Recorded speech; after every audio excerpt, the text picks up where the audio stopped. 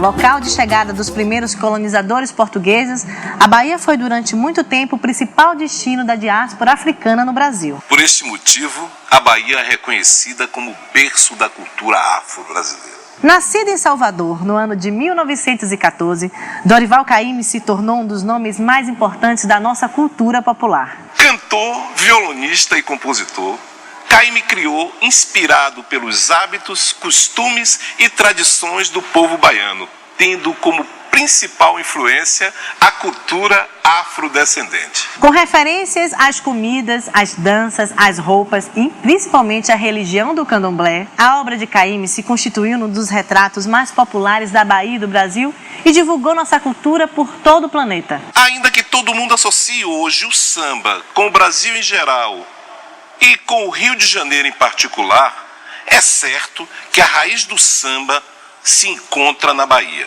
E que Caymmi, ao lado de Carmen Miranda e Ari Barroso, foi determinante para difundir no mundo a imagem do Brasil associado à Bahia, principalmente a cultura afro-baiana. Muitas das canções de Caymmi viraram clássicos que moram na memória coletiva e ajudaram a construir uma noção de identidade brasileira. O que é que a baiana tem? É doce morrer no mar. Você já foi à Bahia? Marina, João Valentão e Maracangalha são apenas alguns exemplos. Para que a gente possa conhecer um pouco mais sobre a obra e trajetória de Dorival Caymmi, vamos conferir o que alguns músicos e compositores pensam sobre esse ícone da música popular brasileira. O samba da Bahia, o autêntico samba da Bahia, que é o samba de roda, é de uma sensualidade. E o Dorival Caymmi é um cara que quase todas as músicas dele são sucesso. Às vezes você não está nem lembrado e pinta uma música na novela como aquela da A Vizinha Quando Passa com seu vestido grená. Você vê que tem um chamego no samba que só podia vir de onde? Da terra da felicidade, da Bahia. E só podia vir de onde? Da alma de um dos caras mais felizes que eu conheci na minha vida, que é Dorival Caymmi.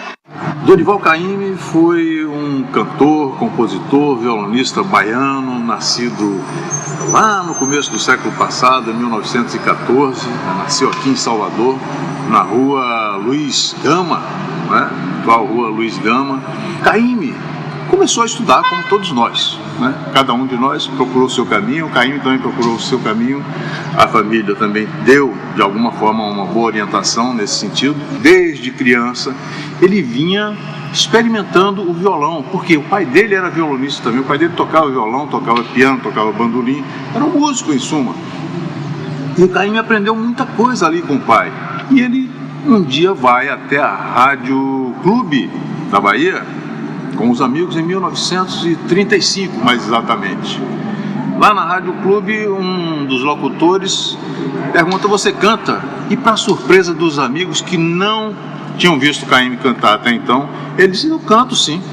Abriram o microfone e ele meteu a voz lá, sem violão, sem nada, foi a capela.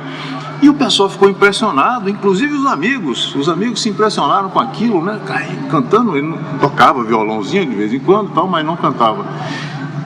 Esta reação provoca em Caymmi, então, um estímulo, né? Resulta num estímulo para que ele, então, formasse o seu primeiro grupo, que na verdade é um grupo pequeno, um grupo chamado 3,5. Ele, Caymmi, 2 amigos e um pirralho de 10 anos de idade, daí o nome 3,5. Eles se apresentam, então, na mesma rádio, Rádio Clube de Salvador, e pouco tempo depois, Caymmi já tinha o seu próprio programa, Dorival Caymmi e as suas canções praieiras, na Rádio Clube de Salvador. Foi assim que começou Caymmi a sua carreira na música, a sua carreira no rádio, começa dessa maneira. O samba da minha terra deixa a gente mole, quando se canta todo mundo bole. Caymmi, em 1937, decidiu ir para o Rio de Janeiro. O que ele ia fazer no Rio de Janeiro? Ele ia estudar no Rio de Janeiro. Pelo menos é o que foi dito aqui. Pelo menos é o que a família sabia dele.